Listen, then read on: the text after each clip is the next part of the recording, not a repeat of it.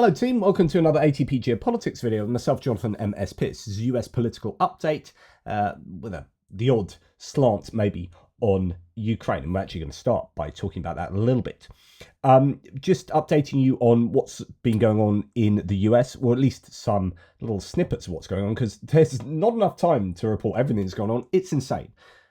This is a news smorgasbord at the moment. My goodness, a news overload. But there is a number of things that I have said already today in my various videos. I've been very ranty today. I had a live stream with Jonathan Fink where I mentioned some of what I'll be talking about today and got pretty angry about it. But I won't get so angry today. Got a lot to get through. Let's start with this. I'm going to start with something that I was hinting might happen, which is like a division of the world where the EU is being pushed away from the US, with the US's foreign policy positioning and the US's tariffs being either put on different countries or threatened on different countries, and indeed the European Union.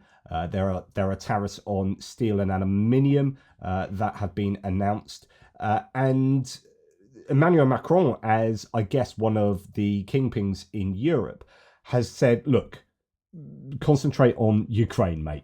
And I love this. I'm here for it. I think it's not the top priority in the current environment, given all the challenges we have. We have to fix Ukraine.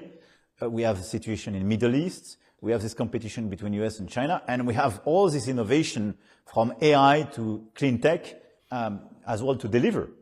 Honestly, I don't think it should be the top priority. Nevertheless, what is the concern of President Trump? And you know that we have a very good relation and we speak very regularly. He says, I'm not happy with the situation with Europe because I have a trade deficit. When you look at the situation, my first question to the US, is the European Union your first problem? No, I don't think so. Your first problem is China. So you should focus on the first problem. Second, Europe is an ally for you. If you want Europe to be engaged on this more investment on security and defense, if you want Europe to develop, which is, I think, the interest of the US, you should not hurt the European economies by threatening it with tariffs. I think it's not... I couldn't agree with this more. Now, it's not to say that, hey, we can talk about sorting out a trade deficit or whatever. But, you know, there are bigger fish to fry at the moment, and we are one of your biggest allies.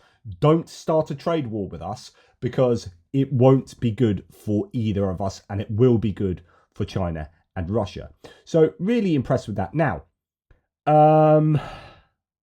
I'm now going to go to just pure insanity, just to remind you that Trump is still committed to, I don't know, quote, I'm committed to buying and owning Gaza. I mean, as Mehdi Hassan says, what the hell does this even mean? How can reporters just stand there and listen to him say this inane and insane stuff? Joe Biden was run out of the presidential race for saying less demented stuff than this. Buy and own Gaza? What? He's nuts. It's just incredible. Does your commitment to rebuilding Gaza extend beyond your time in office? Trump, I'm committed to buying and owning Gaza. As far as us rebuilding it, we may give it to other states in the Middle East to build sections of it. There's nothing to move back into. The place is a demolition site. The remainder will be demolished. Everything's demolished. And of course, remember that what he's advocating for is ethnic cleansing. That is a definition forcibly moving 2 million people, 1.8 million people out of their home, to someone else, turning it into a beachside resort, and then almost certainly not returning those people to that Riviera of the Middle East. Just absolute insanity. As Artois says, paying attention to news from the US these days is like watching an Olympian saw off their legs to own the libs. Time to start brushing up on my Mandarin. And he says that in response to 2 intelligence agency job candidates were posed yes or no questions. Was January the 6th an inside job? And was the 2020 election stolen? They did not give the desired straight yes answers and were passed over. So unless you say that the 2020 election was stolen, which we know it wasn't, unless you say that January 6th was an inside job, which it wasn't, you do not get a role in the intelligence agencies. Fun fact for you. It's not a fact. The fact is, I was told this. This could well be a rumor. But if you're worried about what's going on in the United States vis-a-vis Ukraine, then be worried about this. A rumor I heard today is that every single CIA agent in Ukraine has been replaced. News along that line. Now, rumour, don't know if it's true. Came from a fairly reputable source by all accounts. Wow, if that is even remotely true, just goodness me.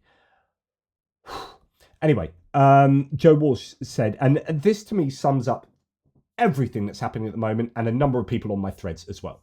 So Joe Walsh says, I just had a conversation with a long-time friend. Joe Walsh was a former Republican, I think, wasn't he? Who's a full-on Trumper, his friend. He stopped talking to me for a few years when I turned against Trump, but we talk now, and he generally gives me shit, but I can tell he's also curious about my thinking. This afternoon, we were going back and forth about Elon Musk. I told him how wrong it was that an unelected wealthy guy was basically being given the keys to the federal government, doing stuff he has no authority to do. I brought up the whole, imagine how pissed you'd be if Obama had done the same thing with George Soros thing. Unrestrained executive branch, etc., etc. And he just kept dodging. We were going back and forth, and he finally gave me the money line. So this is, to me, what sums up the split in America at the moment. He said, F it, Joe. I don't care if he's breaking the law. I don't care if he's doing crap he doesn't have the authority to do. He's my guy. He's on my team. And he's going after the bad guys. There was a long pause. Then I asked him if he knew how darn wrong that sounded. He just laughed, gave me some more crap, and that was the end of it.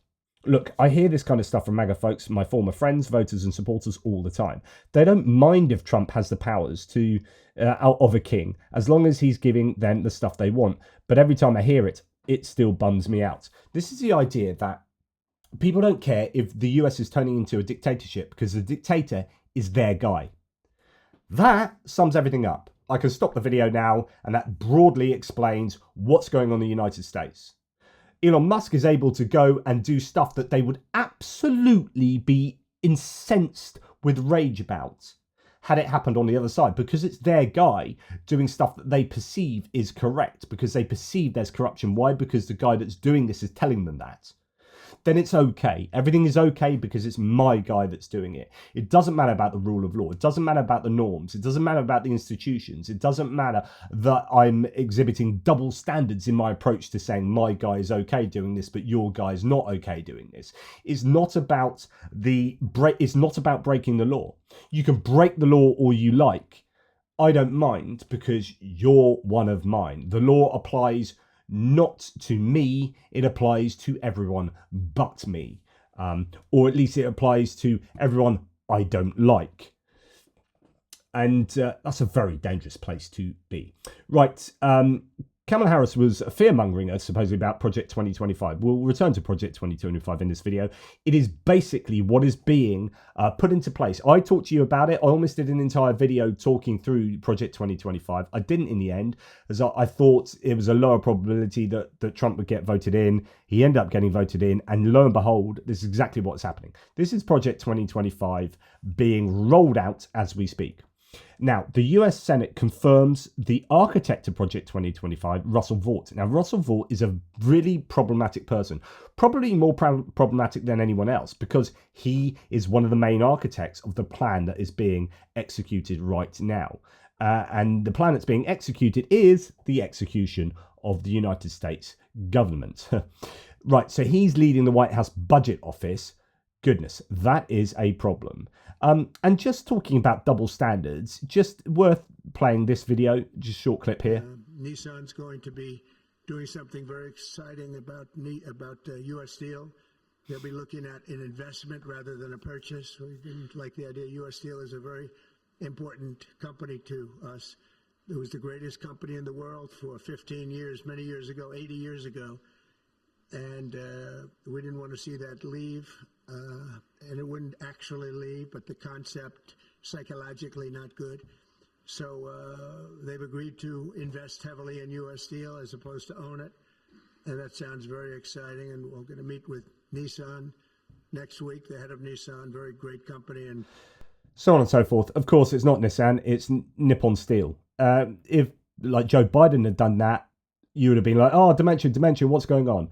Donald Trump, just no one bats an eyelid because everyone's focusing about other things. And also, people don't apply the same standards to Donald Trump as they did to Joe Biden. It's absolutely ridiculous, but there you go. He talks about Nissan 3 times, and that was nothing to do with Nissan. Okay, Trump has revoked security clearances for Antony Blinken and Sullivan, forgot his first name, MS moment there. The move came a day after Trump said he had revoked the security clearance for his predecessor, Joe Biden, stopping his access to daily intelligence briefings. I don't know, it seems a little bit retributive and childish to me.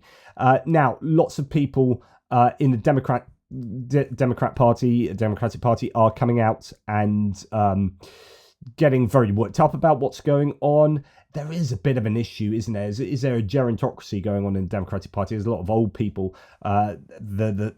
people like Chuck Schumer. They need to be. I think you need the new guard of people to take control and start worrying about what is going on. But there are a few good voices there with the Democrats. Chris Murphy is someone I like. You're hearing quite a bit from some young people. Here's an example actually of a few of them. All of this is happening, Democrats in Congress are beginning to fight back, including by attempting to go to the very department and agencies that Trump and Musk's lackeys are in the process of dismantling. Here they are outside of the Treasury. Hey everybody, Congressman Maxwell Frost here with many of my colleagues. We're here because an unelected billionaire has access to the private information of our constituents, and we want answers. Yeah, so it's Congresswoman Jasmine Crockett here, and let me tell y'all, oversight is going to do our job. So we are here because we need to understand why it is that our Department of Treasury has been broken into, and we need to go ahead and handle the person that decided that they were going to have the audacity to go after our information. Seth Magaziner from Rhode Island, former state treasurer. We need to know who is in control of the Treasury, what their permissions are, what their intentions are, and what they want to do with your money and your identity. We need answers now. What do we need? And here they are. And the problem there, of course, is that, they are rather powerless to really do anything. And these are the lawmakers of the land. Outside of the Department of Education. Hey everybody, Now, again, Maxwell Frost here, and he's one of the ones that I think is come to the fore.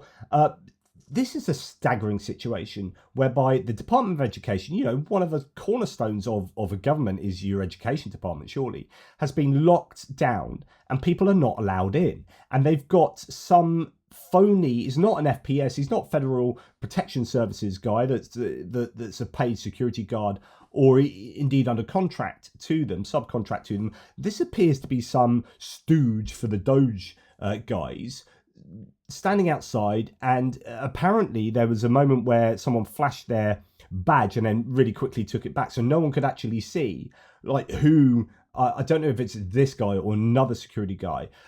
See who they were. It's just so dodgy. It's just incredibly dodgy. I'm here with multiple members of Congress. We're here to go to the Department of Education to fight for education, and they have locked the doors. They're not letting us in. It says all access entrance. There's this random guy out here who's refusing to let us in. His name is and right here, what's his name? His name is Jim Harefield. And right here, they have armed officers as well, acting like we're dangerous. A year ago, I'd be able to walk into this building and not be locked out. This is what they're doing. Elon is allowed in, but not you, not your elected representatives, not parents, not students. Elon can go in, his goons can go in, but not the representatives of the people. Think about that for a second. Elon can go into those taxpayer-funded buildings, big balls can go in, a racist online troll can go in, but elected representatives of the American people can't. I know that Democrats are accused of alarmism by Trump's apologists, but this is what a fledgling autocracy looks like. No rules, just cronyism. To that point. And I can't really disagree. It is what autocracy looks like. Now, going back to American approach to government at the moment, this is from Reuters. The US delegation to a major artificial intelligence summit in Paris next week, which is a really important summit, by the way, will not include technical staff from the country's AI Safety Institute. Two people close to Washington's plans for the event and a third source told Reuters. It's almost like the American administration at the moment, Trump's administration, is just eschewing all normal politics. And it's like we're getting out of the WHO, Paris Accord, IMF maybe, the World Bank maybe, so on and so forth. We're defunding everything. We're not sending people to global summits on artificial intelligence, which is either one of the biggest threats to humanity or one of the biggest sources of potential progress. We don't know, and we won't know because we're not going to be sending our guys there. Just incredible. Interestingly, Justin Trudeau is going there, and we're hearing that Justin Trudeau and Canada in general are improving relations with the EU and moving away from Canada and towards the EU. In fact, I've seen a whole host of things about Canadians still being incensed by what Trump has done. They're not buying American at the moment. All American supermarket goods or goods in the supermarket are down on the lower shelves, and there are clear labels buy Canadian, and all the Canadian ones are now at eye level. People are not buying Tesla around the world. That's an interesting thing that's also happening. So there's a real big kickback to this American approach. Another thing that's interesting is this, and Alistair Campbell from the Rest Is Politics says that among the many unexpected consequences of the turn of the Trump relative decline is the relative decline of Peter Poilievre. So Poilievre is the very conservative, thought to be a shoo-in after Justin Trudeau and the last, 10 years of Trudeau or whatever. People have run out of support, really, and patience for the Liberals in Canada, and so he was going to be a shoo-in, but because he's quite sort of MAGA-ish, and Trump has done what Trump has done, actually it has brought, even though Poilievre and many in his party have been absolutely anti-Trump in Trump's kind of anti-Canada stance, the Liberal Party have seen a bit of a resurgence, and I think both parties, the Conservatives and the Liberals, are doing okay at the expense of maybe a centre-left party, the NDP. But I might have to get some Canadians to give me a hint on what's going on there. So I think maybe the NDP are really suffering. But anyway, the more Trump goes for Canada, the more a remarkable Liberal comeback seems to be on.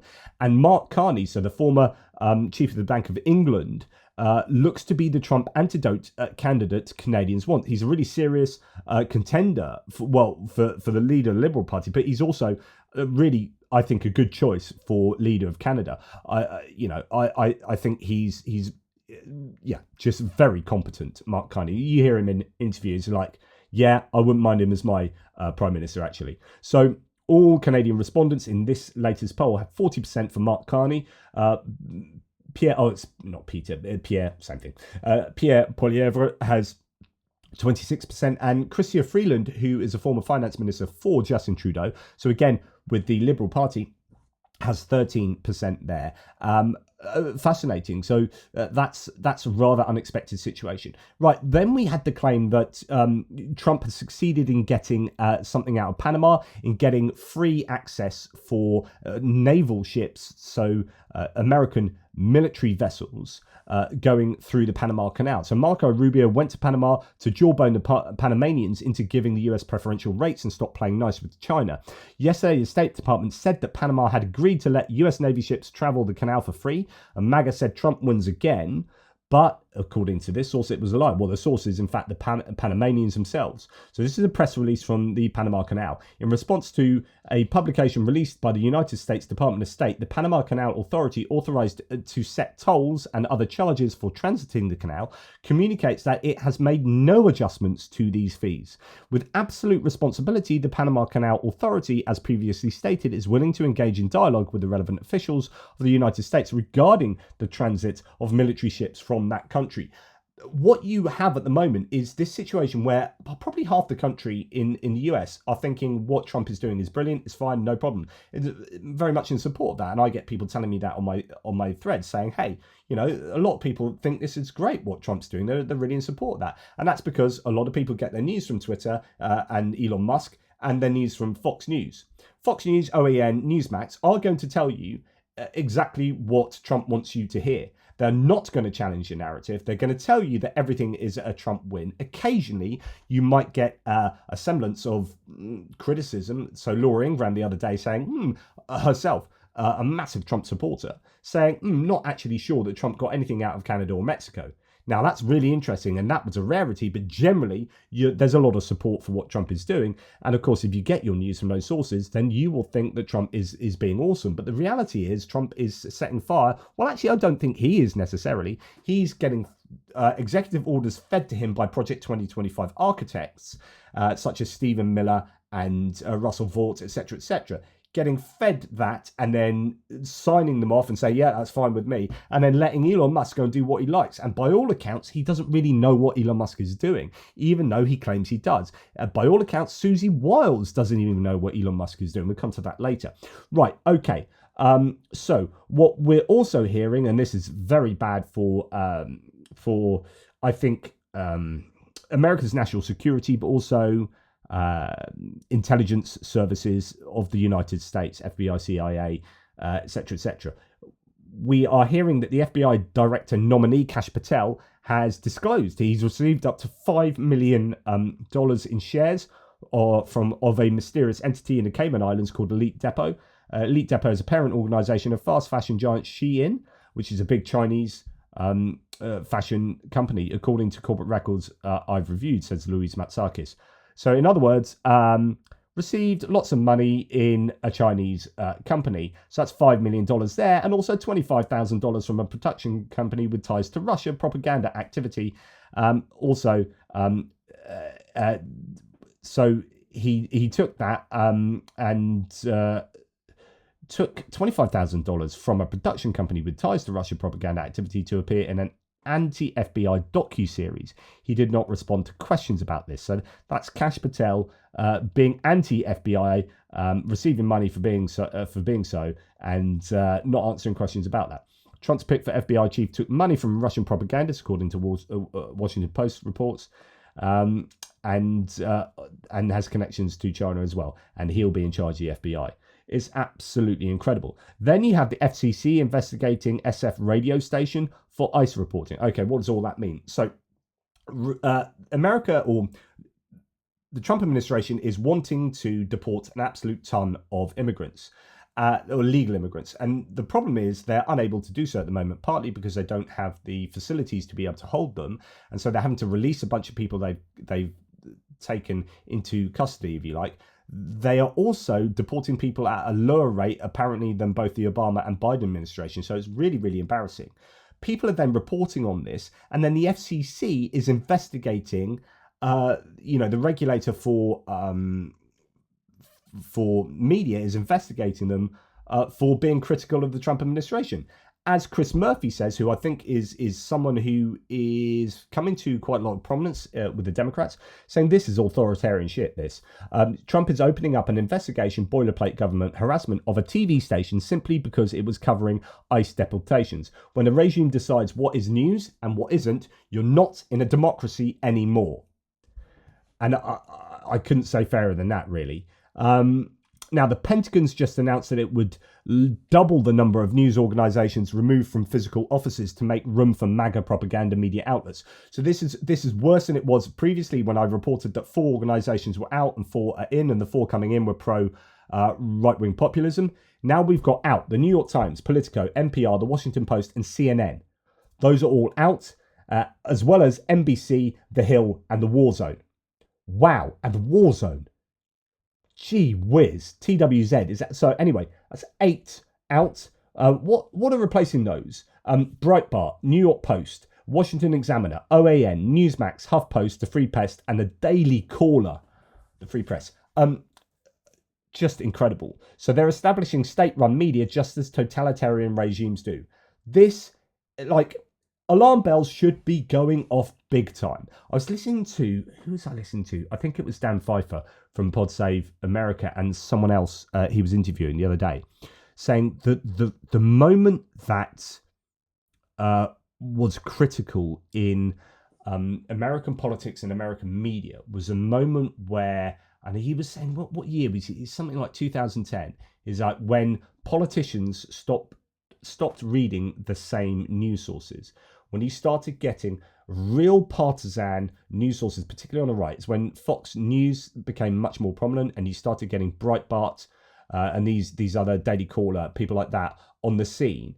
and you started having people just not reading the same stuff. You had started having politicians living in completely different ecosystems, and that's what's going on here. Not only is that being perpetrated, but it's being formalized here. So you have right-wing populist news sources effectively controlled by the MAGA administration, now being placed into key places like the Pentagon and given prominence, no doubt, in the White House too. This is incredibly worrying times. What the administration is doing is inoculating itself from being criticized.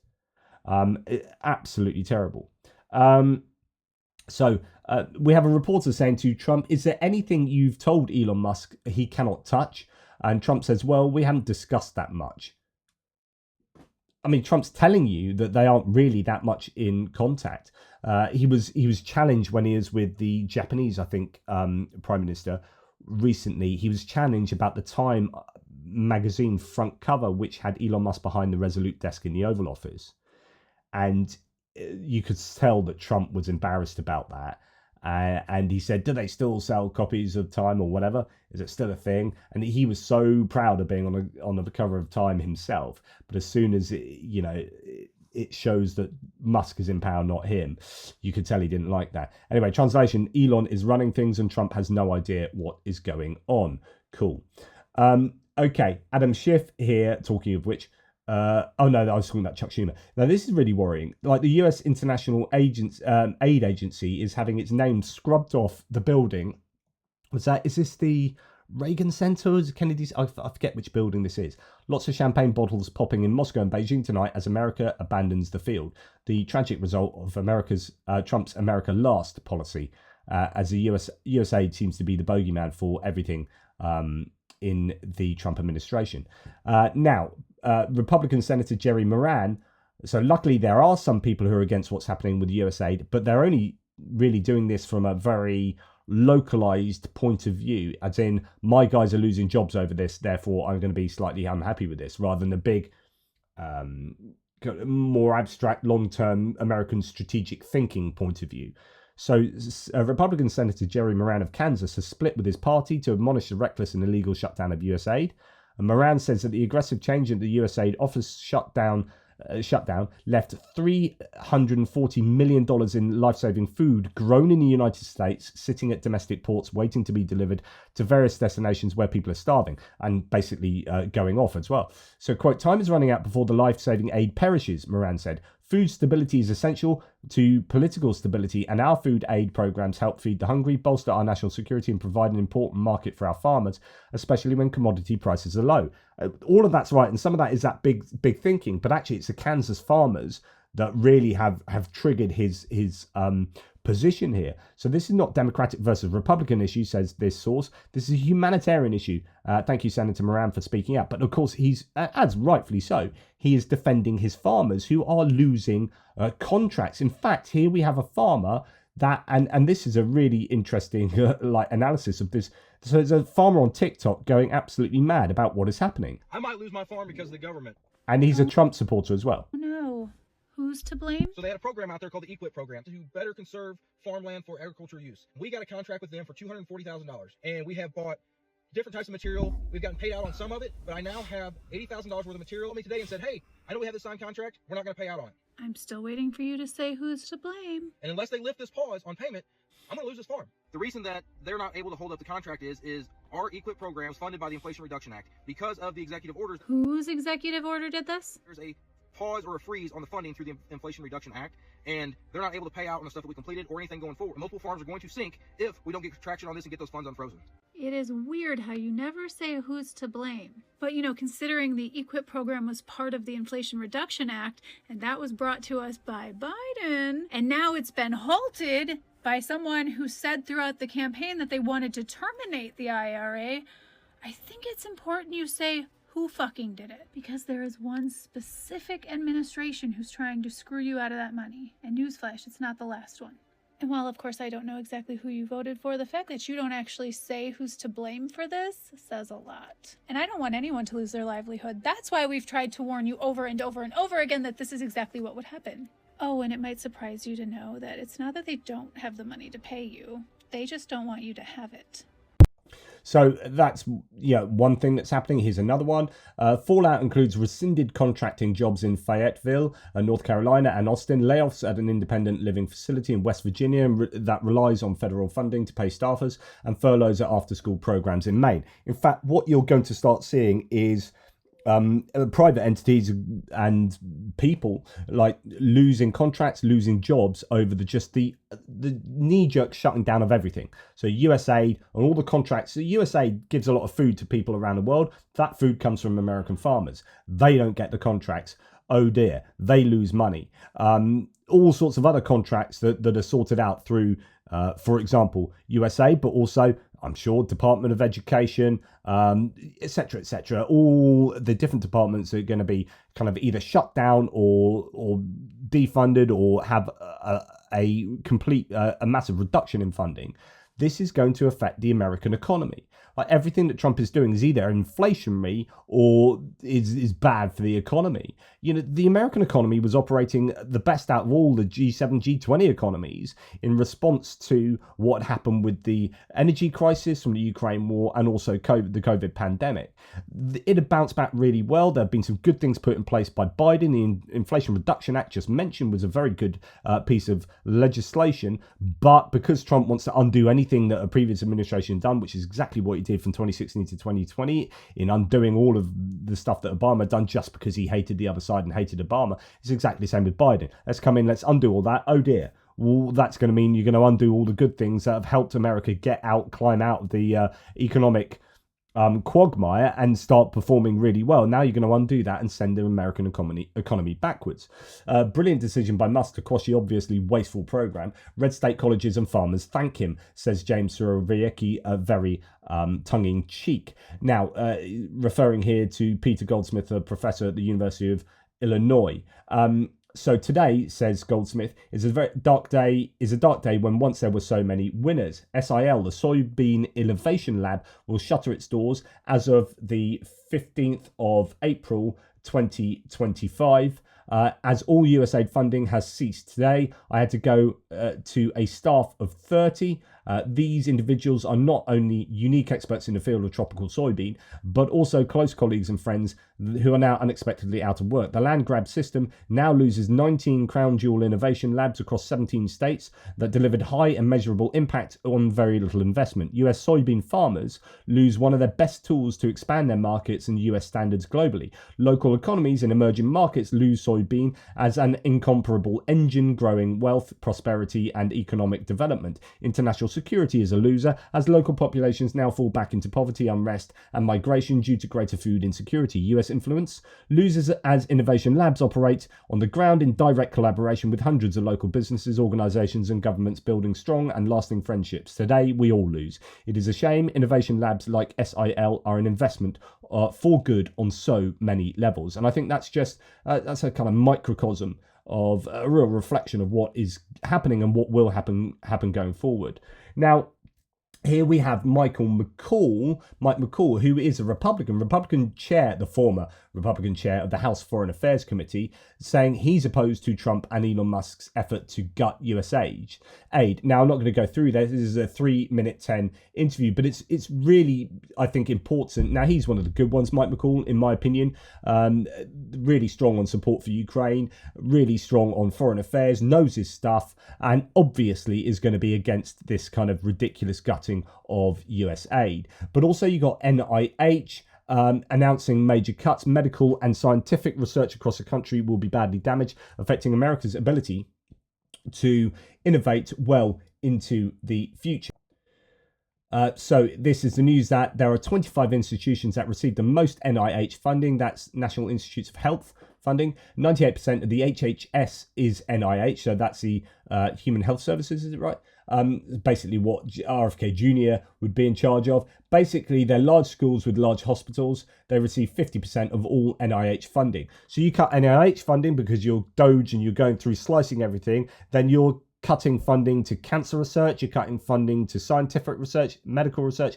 it's just insane what's going on at the moment. As I keep saying, America's committing political suicide, geopolitical suicide, international suicide, economic suicide. As Jakub Janowski from Oryx says, this is literally self-sabotage by the US government, as the NIH announced it will slash billions of dollars to support to university and research centres. This is one of the biggest attacks on science we've ever seen. It could dismantle the biomedical research system, shut down clinical trials, and halt development of treatments. I can't emphasise enough, says Dr. Lucky Tran, how disastrous the NIH cuts will be. If implemented as proposed, it could decimate universities and college towns. So we'll see if this actually happens. And it could mean every one of us in the US and around the world will experience shorter and less healthy lives. This is not a drill. The NIH has announced the cuts will take effect on Monday. Do not stay silent. Now is the time to organise your labs, your departments, your campuses, your cities, and push back against a vengeful attempt to destroy science at universities. Note that legal experts say there is a law that prohibits NIH from making such cuts without the approval of Congress. Since 2017, the annual spending bill for HHS, of which NIH is a part, has included language that prohibits changes to indirect cost rates. Even though legal experts say that the NIH can't make these cuts without Congress, they will likely be challenged in court. The Trump administration has shown they will push things as far as they can, regardless of legality. This is why right now mass protest is critical. Quick explainer, the NIH plans to make huge cuts to what's known as indirect costs. It's a misleading name because indirect costs are vital to research. Direct costs equals researchers' salaries, scientific equipment and materials. Indirect costs equals utilities, maintenance for research buildings, administrative staff who help prepare and process grants, etc. All are essential for doing science. Unlike federal research grants, private foundations often provide little to no support for indirect costs, which is why NIH cuts to indirect costs will be so devastating to research operations everywhere. Some organisation advice: do not wait for permission. Contact your colleagues now, blah, blah, blah, blah. Go and plan to protest. Really serious there. Of all of these cuts and everything, someone here saying, man, we're all getting played. So Daily Mail article says USAID helped fund Melania's Trump's Be Best program and Ivanka Trump's Women's Global Development and Prosperity Initiative during the first Trump term. And each woman travelled with the agency on separate trips to Africa, where they praised the investments it was making on the continent. So his wife and his daughter both being employed or getting grants or getting money from USAID and saying how wonderful it is. I don't hear them talking up right now on the cuts to USAID. Ivanka Trump travelled with the then USAID Administrator Mark Green to Africa in April 2019, where they met with women entrepreneurs in Ethiopia and rural cocoa farmers in the Ivory Coast. USAID oversaw $265 million per year in spending Ivanka Trump's Women's Business Initiative and an associated anti-poverty program. I wonder whether Elon Musk will make a comment on that. Jason Bates here saying, guys, they're Nazis. They're just regular old Nazis. Don't feel bad for calling them Nazis. They're not actually offended. What's he talking about? Well, there's this idea of techno-fascism, techno-authoritarianism, which is the work of Peter Thiel, South African broligarch, and Elon Musk you can throw in there. You can talk about David Sachs as well. So J.D. Vance was an acolyte of, well, acolyte's the wrong word. He was a protege of Peter Thiel. Peter Thiel basically funded him up through senator to being a senator. He's now the vice president. Peter Thiel was basically responsible for J.D. Vance. Peter Thiel says, America is like Weimar Germany in the 1920s. Quote, liberalism is exhausted. Democracy, whatever that is exhausted. So we have to start talking far outside the Overton window. The Overton window is what we used to talk about, what's acceptable to talk about. That's been shifting, where it's now acceptable to be overtly racist, to say horrible things.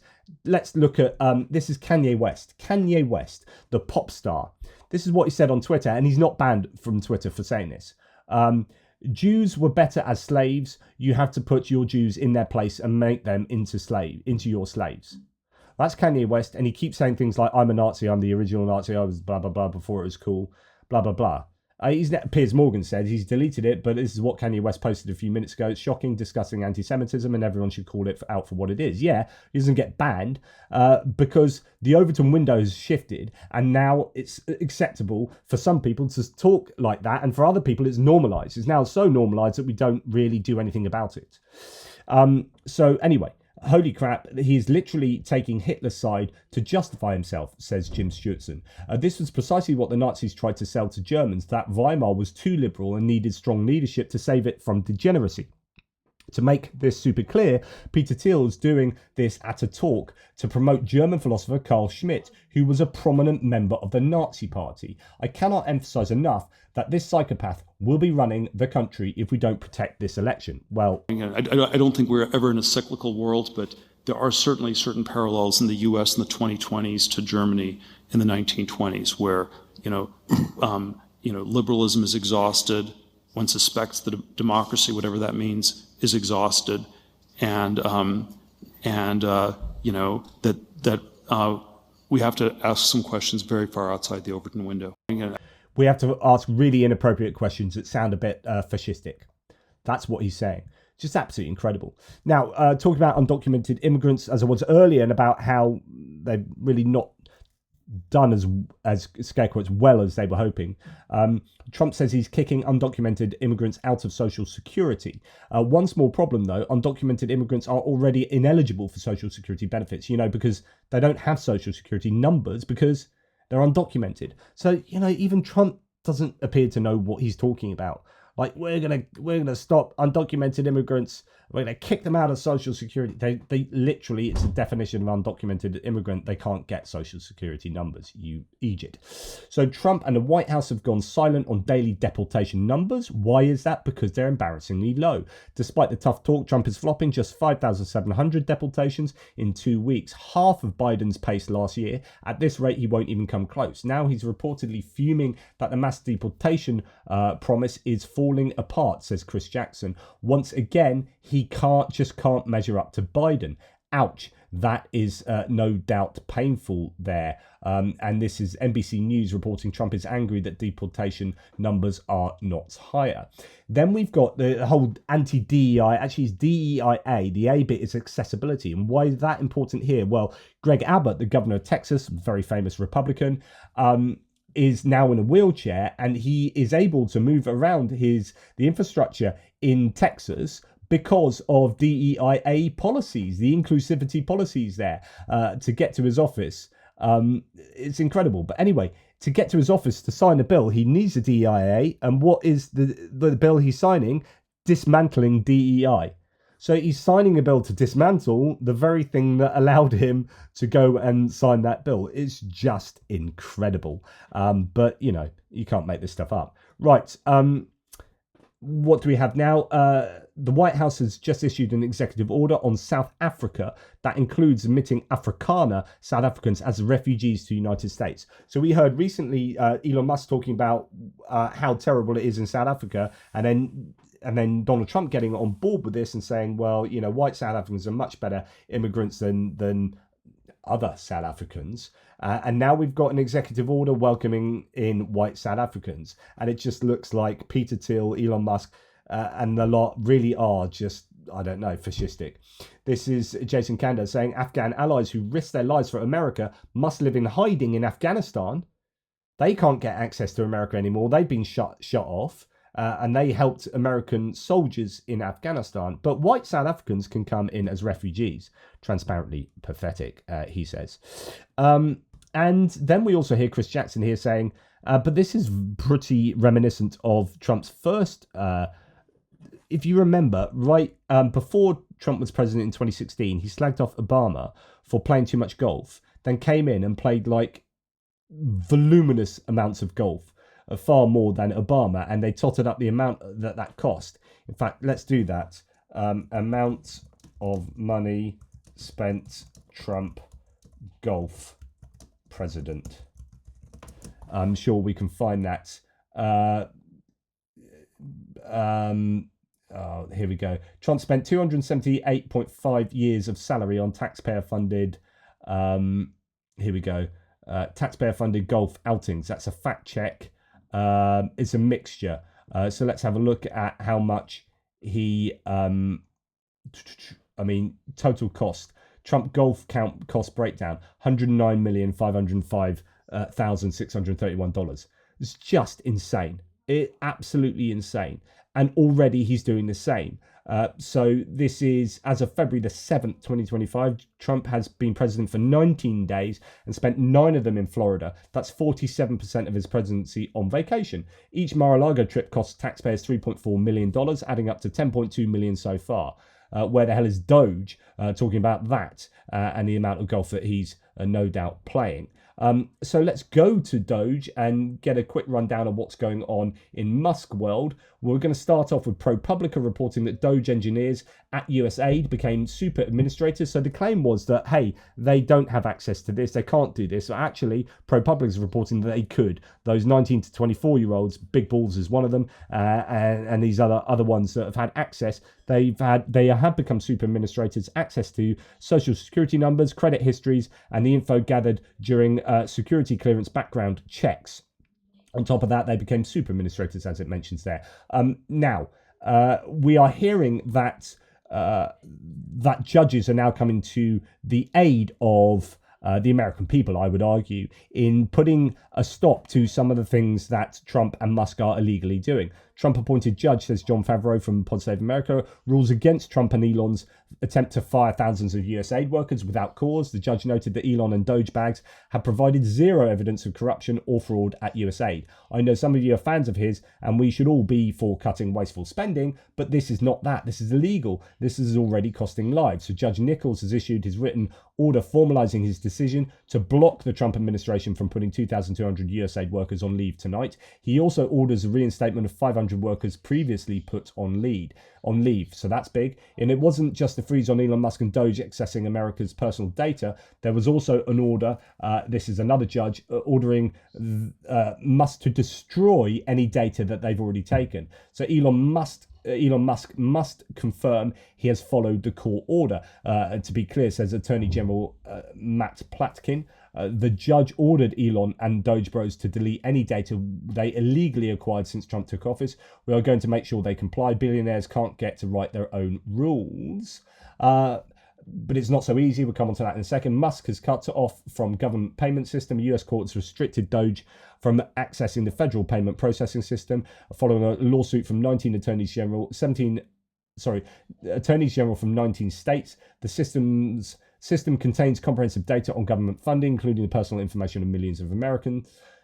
Authorities claim that Elon Musk and his Doge department could disrupt federal funding for healthcare institutions, education, climate initiatives, and social programs. Musk called the ruling insanity. Meanwhile, it has also been reported that Musk has denied rumors about a possible acquisition of TikTok. That would be super worrying.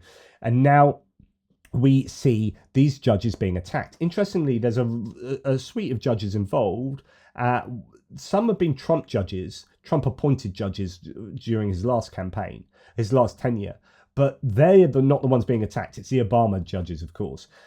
It's happening, says Mika Irfan. They broke the law, the courts blocked them, and now they're attacking the very legitimacy of these courts. This is how democracy dies. So we've got people here attacking J.D. Vance, the vice president, reposting this. Outrageous Obama judge Paul Engelmeyer, says Tom Cotton, a senator, didn't just bar Elon Musk, blah, blah, blah, blah, blah. And you got someone else saying, Adrian Vermeul, saying, judicial interference with legitimate acts of state, especially the internal functioning of a co-equal branch, is a violation of separation of powers. Apart from it's not. It's literally what they're supposed to do.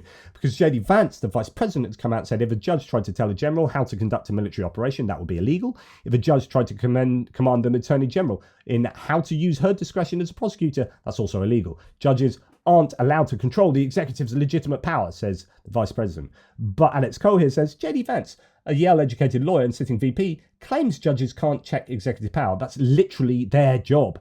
Courts overturned Nixon, Bush, and Trump. If judges couldn't rule on executive actions, presidents would be kings. Judges are the checks, the last remaining checks and balances, since Congress seems to be completely powerless. The last remaining checks and balances on a Trump dictatorship. Mehdi Hassan says, and for folks who are surprised about or shocked by J.D. Vance calling on Trump to ignore judges, so now J.D. Vance says, ignore the courts. We can just steamroll law and legal norms. He's been saying it for a while, but much of our press wasn't paying attention. Here's a quote from 2021 from Vance. If I was giving him, Trump, one piece of advice, fire every single mid-level bureaucrat, which they're doing, every civil servant in the administrative state, which they're doing, replace them with our people, which they're doing, And when the courts, because you will get taken to court, and when the courts stop you, stand before the country like Andrew Jackson did and say, the Chief Justice has made his ruling, now let him enforce it. In other words, the president as Chief Justice has declared what needs to happen. It will happen. Courts won't have power to do anything about it. And in case you're wondering whether this was part of Project 2025, yes, it is. It's written clearly in there. Project 2025 called for ignoring the courts. Quote from Project 2025. The next Conservative president must possess the courage to relentlessly put the interests of everyday Americans, the everyday American, over the desire of the ruling elite. This is populism, by the way. Ruling elite, everyday American, populace against the elites. This is how it's framed. Their outrage cannot be prevented. It must simply be ignored, and it can be. The left derives its power from the institutions they control, but those institutions are only powerful to the extent that constitutional officers surrender their own legitimate authority to them. And of course, as me interrupting this, conservatives, small c conservatives, should be all about the laws and norms and, the rule of law and the tradition of institutions that uphold those things. That's what traditional conservatives are about. This Project 2025 screed here is rewriting what conservatives are in a form it's MAGA conservatism. It's MAGA populism, and it is whatever the dictator says and the MAGA acolytes end up shouting for. A president, it continues, who refuses to do so and uses his or her office to reimpose constitutional authority over federal policy making can begin to correct decades of corruption and remove thousands of bureaucrats from the positions of public trust they have so long abused. And that's exactly what they are doing, or what they see themselves to be doing. Now, a federal judge has determined that the Trump administration has violated his order that stopped his spending freeze on federal grant programs. So in other words, a judge has already come out and said, as far as I understand this, that they've made a declaration that you can't put a spending freeze, but Trump has overruled the judge. Trump has just been ordered to immediately unfreeze funds, including for the National Institute of Health, as we talked about earlier. So it seems that now we have a battle between the law and and Trump as dictator. This is what we saw with Viktor Orban in Hungary. This is autocracy 101. You get the judiciary in the palm of your hand, or you ignore the judiciary and basically render it powerless. And then you become a dictator. That's what's happening in the United States of America right now.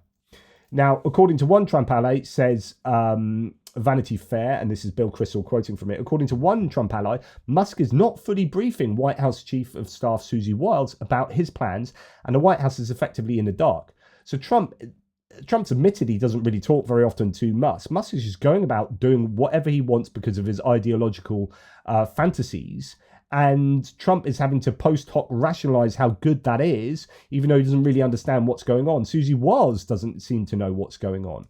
Speaker Mike Johnson, a reporter says to him, so just to be clear, unelected government officials are dangerous, but unelected billionaires making policy decisions, that's fine. Mike Johnson says, the Speaker of the House of Representatives, says that's not what I said. Reporter says, right, but it's what's happening. You're handing major government functions to a private citizen with no oversight. If he was in the EPA, Environmental Protection Authority, you'd be calling him a deep state bureaucrat. Mike Johnson says, I think you're misunderstanding the situation. The reporter says, no, I think I'm just describing it out loud. Ouch. Brilliant. We need more of that. I don't know. I don't know the provenance of this, but if that's actually how that interaction went, that's brilliant, and we should see more of that. But of course, if you start controlling which media outlets you get to speak to, then you don't get that kind of interaction, right? If you're saying in the Pentagon, in the White House, we're only going to have Breitbart and the Daily Caller, then you don't get challenged. That will be, you're few and far between instances like that. So, New Republic is reporting, did Trump quietly kill a sensitive Pentagon probe into Elon Musk? Waste and fraud? Has the Pentagon dropped its investigation, says Ann Applebaum, into Musk's abuse of its own reporting rules? So the New York Times revealed last year that Musk and SpaceX failed to meet federal reporting requirements for Pentagon contractors. No one has asked, what's going on there. And lo and behold, all investigations into Musk have been shut down. The FCC, the SEC, USAID itself, and how Starlink is being used in Ukraine, all of that shut down because Musk is pulling all the strings. He is a puppet master, and yeah, absolutely incredible that Trump is a marionette. John Favreau says Elon Musk is now bragging about destroying an $800 million dollar a year agency that has returned $21 billion to consumers who've been screwed by banks, credit card companies, and payday lenders and other scammers.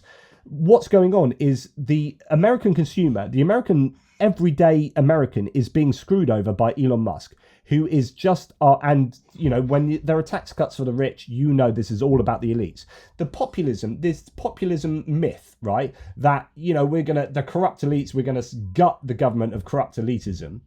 And you're putting in a billionaire oligarch to do that, and you have a very clear Project 2025 blueprint, and you've got a very clear plan for tax cuts for the rich, for the elites. This is not about the everyday American. This is about the elites. And the everyday American who has this, the CFBPB, whose responsibility is to safeguard the consumer, to act on their behalf, to get corporations to pay them back when they've been screwed over by these corporations, that entity has been disbanded. Why? Why the hell would that be? Why would you do that? And of course, this allows corporate entities to do what the frick they like. They're getting rid of the environmental legislation, and you know, you're going to have SpaceX being able to do what they like, build what they like, blow up whatever they want. You're going to be able to pollute the streams. You're going to be able to put coal slag heaps wherever you like, and you can have corporations screwing over the everyday American. Why? Because corporate entities are more important than the everyday American. That's why, because this is actually the myth of what's going on here, is that this is the exact opposite of populism. It's populism, but it's leopards eating their own face party. You know, whatever. You know what I'm trying to say, is that what's happened, voting for Trump is voting for the elites. They've told you otherwise. You know, get ready for the return of credit card late fees, overdraft penalties, and all kinds of new scams, because they've just got rid of, or Elon Musk is wanting to get rid of, CFPB. Absolutely incredible. As Senator Chris Van Hollen says, this is the richest man on earth bragging about destroying an agency that's returned billions of dollars to working Americans who were cheated by big corporations. Well, guess what? The CFPB is protected by law, and we will fight to ensure that it can continue to fight for consumers. Absolutely 100%. Why would you come in and say, RIP CFPB? Why would you be rubbing your hands with glee over that? What sort of person are you if you are arguing that consumers should not have rights? It's insane. Absolutely incredible. Then you have like this whole absolute travesty, really, over Musk's Doge team. So you've got one team had been previously, so here's a guy that's in charge of all this data, social security numbers, payments, blah, blah, blah. You've got these 19 to 24-year-old interns and dropouts and grads and whatever, a whole suite of different sort of people. One of them had been fired from a cybersecurity firm. Why? For leaking data. He's one of the guys in charge. It's just insane. So Edward Corristine posted online that he had retained access to the firm's servers. Now he has access to sensitive government information. So that's one of them. Another one has just been, I think he ended up resigning, or I don't know whether he was sacked. But anyway, he was incredibly racist. Is that the Big Balls guy? There was a Nick Fuentes fan, and really racist against Indian people. And then Elon Musk said, well, shall I re-employ him, and put out a poll on Twitter, because obviously that's how you start morally arbitrating, isn't it? And then JD Vance came and defended, he just made silly, you know, anyone can make silly mistakes like that online. And of course, JD Vance is married to an Indian, and it's just absolutely incredible. Anyway, Tim Miller says from the Bulwark, noteworthy that thousands of people who have dedicated their life to serving the global poor are getting laid off en masse, and the only person the vice president has expressed empathy for is the guy who got canned for saying, I am a racist. This guy said, I am a racist, and, you know, it's fine to hate on Indian people, or whatever it was he said, something along those lines. JD Vance has now had to come out and publicly defend and say it's fine for Elon Musk to do this because Elon Musk is king, even though he's not standing up really for someone who would be racist, standing up for his wife effectively. And JD Vance has come out and done that. And Tim Miller's rightfully said, so you don't have empathy for all the people that are losing their jobs, getting laid off at USAID, but this like racist guy that's enacting all this stuff, you support him. Okay, interesting that. And then so much disinformation, like the BBC, they've got this a charity arm that trains up journalists, particularly for areas around the world where you don't have free press and stuff like that. And that gets some USAID funding. It's not funding the BBC, it's funding a charity that the BBC started up to go, to advocate for freedom, journalistic freedom around the world. This is a really good thing. Right, Nick Robinson, who's the political editor for the BBC, former political editor, is on point here. So Elon Musk saying BBC is literally state-funded media, and Nick Robinson said that is literally not true. The BBC is funded by millions of people paying a license fee. BBC Media Action is a charity which supports local media around the world to fight disinformation, which is quite a big problem these days. Don't you agree, Elon Musk? Ouch. Really good point, and it's just. Anyway, it's incredible. So disinformation is rife, and Elon Musk is behind an awful lot of this disinformation, just lying outright to his peeps. Imagine being the world's richest man and your passion project is to stop providing aid to poor, desperate people. That's what's going on here, and forgive racism. So he's forgiven this guy. Elon Musk said today that he'll bring back the Doge staff member who resigned after it was found that he had previously made racist remarks online. To err is human, to forgive divine, Musk said. Okay, Edward Hunter Christie says, forgive racism, but destroy aid to poor countries. Got it. Okay, right. Nice one, mate. Yeah. Victor Shee here saying this isn't getting enough attention. JD Vance recently said that stupid social media activity shouldn't ruin someone's life. So he's defending this guy that said really horribly racist remarks.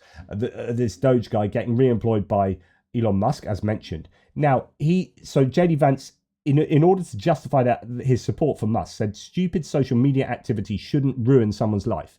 Just let's listen to JD Vance. You talk about racial issues in a way that will inflame the very worst things in our country. And I fear that if you're given this position of authority, you will use that authority to continue to inflame and to continue potentially even to censor based on some of these ideas. Now, So here's JD a couple of years ago saying Gigi's son, or Gigi son, shouldn't be nominated for the FCC because of her social media posts. Hypocrisy is dead. This is absolutely incredible. So we've got a tough ride ahead, haven't we? Well, actually, hopefully, the EU, amongst other entities, can push back. Paris prosecutors open a probe into Musk's X over alleged algorithmic distortions. But, I mean, we heard about that some time back. And remember what the reaction was by JD Vance. JD Vance says the US could drop support for NATO if Europe tries to regulate Elon Musk's platforms. That's where we're at, where Elon Musk is given free rein to do what he likes. And when he kind of breaks media laws in Europe, when Europe wants to do something about it, America threatens pulling out of NATO as a result. It's absolutely incredible. I mean, it's just insane. And just a few more. Elon Musk almost needed SFPD wellness check after a breakdown, getting booed at Dave Chappelle's show. So just remember so I don't even remember this. Dave Chappelle, the comedian, brought on Elon Musk in one of his shows, and then Elon Musk got roundly booed by the audience. And that really affected Elon Musk. You have a guy that's got very thin skin, that is very, very brittle. But the problem is with Elon Musk is he surrounds himself with a Twitter algorithm that inflates his sense of self and ego, where he lives in this ecosystem where he thinks he's king of the world. And then he has people like Donald Trump, one of the most powerful men in the world, and his entire administration, giving him the keys to the White House, giving him the keys to the American Treasury. So Elon Musk is really a very, very brittle man with huge amounts of problems, I would have thought. But in some ways he's inoculating himself from these criticisms, and if he did understand what people really thought, he'd probably have another breakdown. He got to a point, is a claim here, where he locked himself in his office and was so upset that Twitter employees feared he would hurt himself, the author of a new book says about the billionaire. Interesting. What else? German courts order Musk to hand over election data for the upcoming German elections. Elon will probably fight this decision and tweet about it around 100, 200 times. But one needs to remember that this would never happen if the request came from Saudi Arabia, India, or Turkey. He'd just provide the data, no questions asked. Ouch. So hopefully Germany does succeed in getting that out of him. And it's worth, when I talk about, Elon Musk surrounding himself with yes men and people that just, Mario Narfal and all these people that Elon Musk consistently retweets.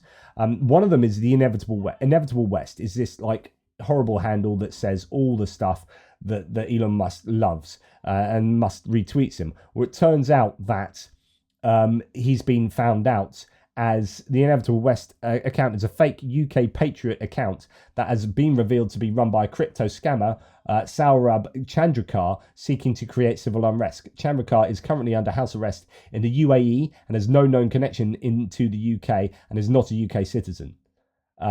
So yeah, sort of Inevitable West tweet would be: British people across Facebook and X claim they have stopped paying council tax following the cancellation of county elections. The British demand democracy. Absolute nonsense. And that kind of avatar with the UK flag and the American flag, blah blah blah. But it's people like that should be kicked off of Twitter. These are fake. These are fake Twitter handles. Right? That's not who he is. And of course, Musk doesn't only allow these people easily on the platform, does nothing against it, even though he said when he was taking over from Jack Dorsey that he was not going to buy Twitter. He's trying to pull out because there were so many fake profiles. Then he's got on and now he platforms these fake profiles and reposts them. It's absolutely insane. Shashank Joshi, final one here. With the leader of the failed coup in the White House and pursuing an unprecedented assault on the constitutional order, many Americans are starting to wrap their mind around what authoritarianism could look like in America. And that's in The Atlantic, the new authoritarianism. This is where we're at. I think this is a new era of authoritarianism. The question is, will the American people allow this to take place? Will they even know about it? Will 50% of the population even know this is happening?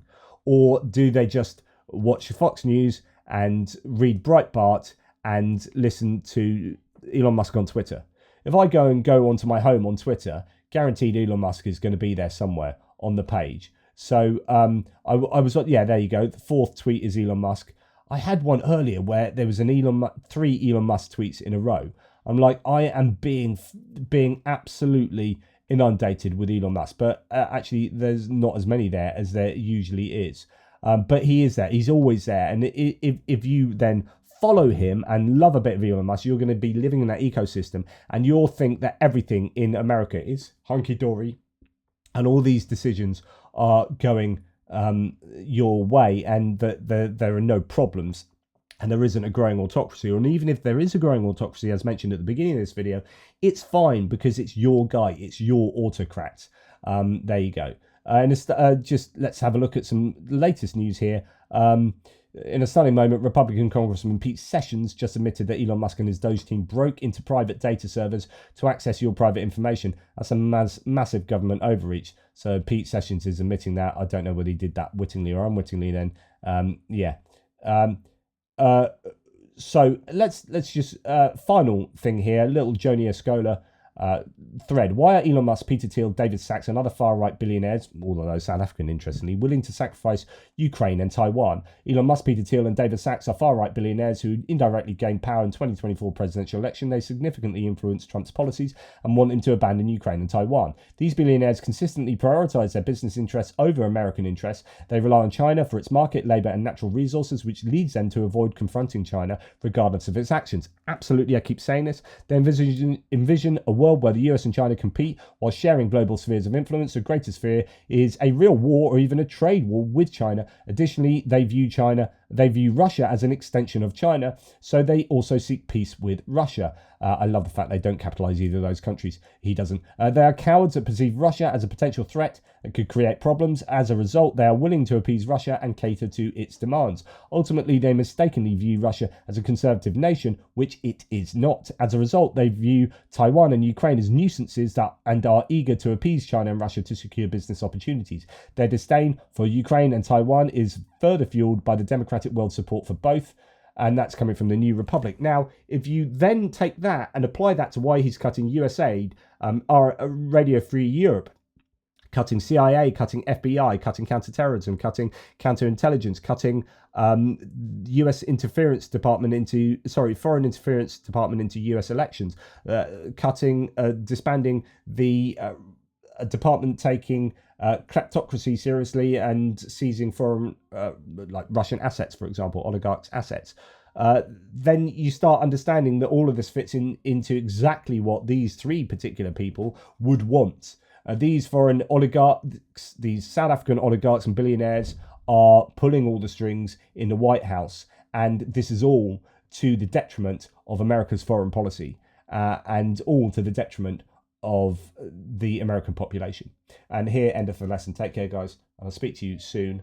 I need to give my voice a rest and have a stiff drink, I think. Toodle pits.